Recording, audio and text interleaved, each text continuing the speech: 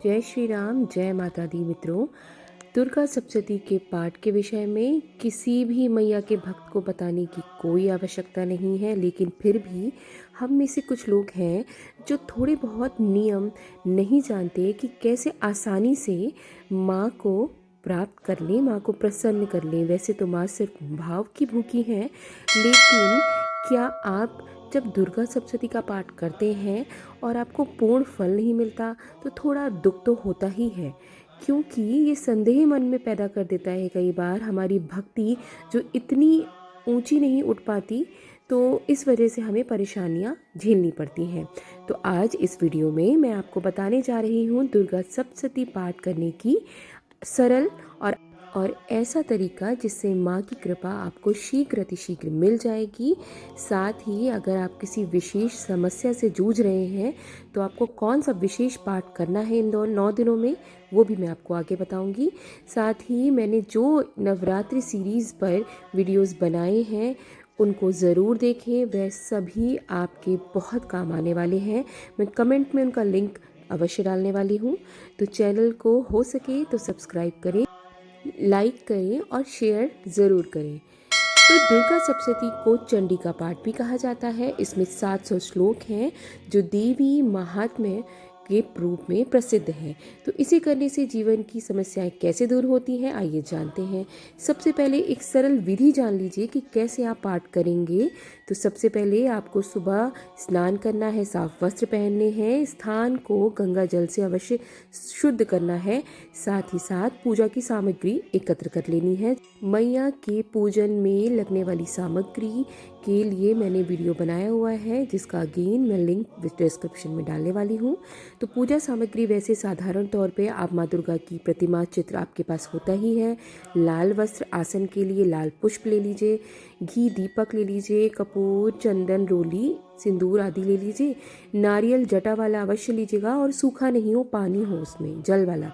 सुपारी ले लीजिएगा, हल्दी ले लीजिएगा, कमल गट्टा ले लीजिएगा। दुर्गा सप्तशती पुस्तक तो अवश्य ही होनी चाहिए और कोशिश करिए गीता प्रेस की ही पुस्तक हो।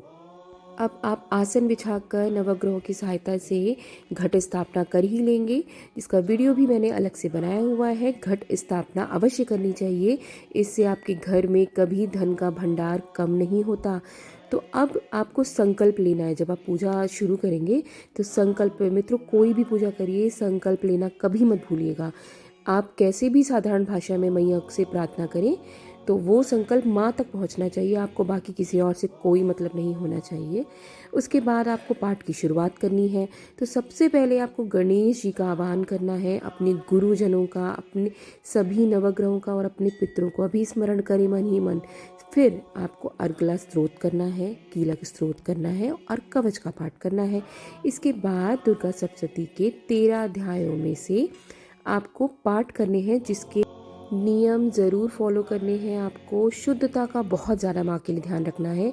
यदि आप व्रत रख रहे हैं या आप कुछ अशुद्धता हो रही है तो वस्त्र चेंज कर लें। आप नहा नहीं सकते तो वस्त्र अवश्य चेंज करें। नहाने से मेरा मतलब है कि आप सुबह तो नहाएंगे ही नहाएंगे।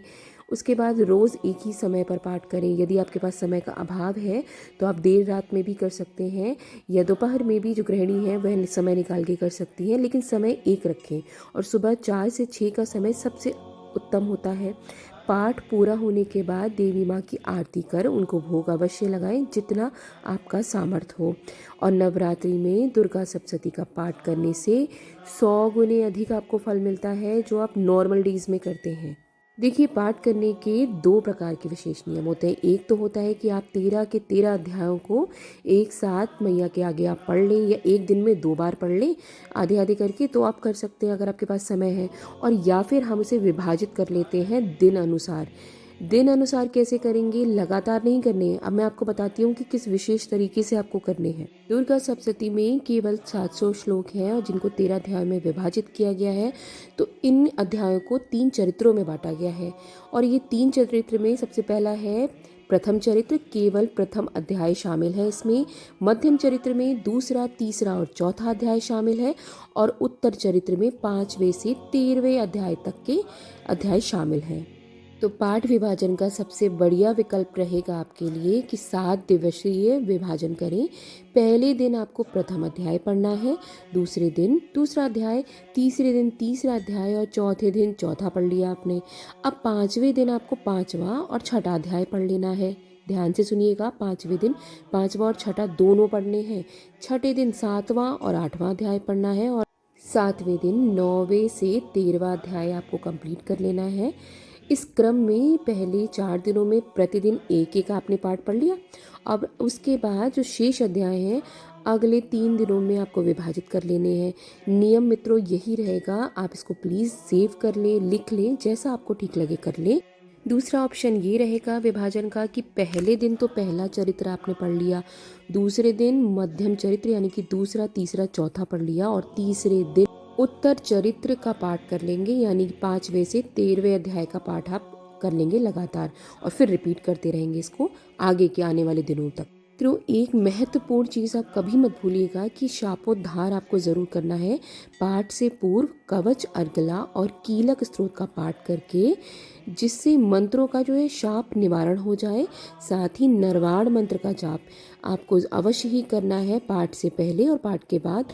ओम ऐम ह्रीम क्लीम चामुंडाय विच्छे मंत्र का जाप करें। इसका प्रोनाउंसिएशन के लिए आप यूट्यूब की हेल्प ज़रूर लें, क्योंकि अगर आपने गलत करा तो इसके फल गलत रह जाएंगे। तो आप ज़रा ध्यान से यूट्यूब पे सर्च कर लें कि कैसे प्रोनाउंसिएशन होना है। तो नव वर्ष आपके लिए ढेर सारी खुशियाँ लाए, मैया आप पे कृपा बरसाएं। वीडियो कैसी लगी कमेंट में ज़रूर बताएं।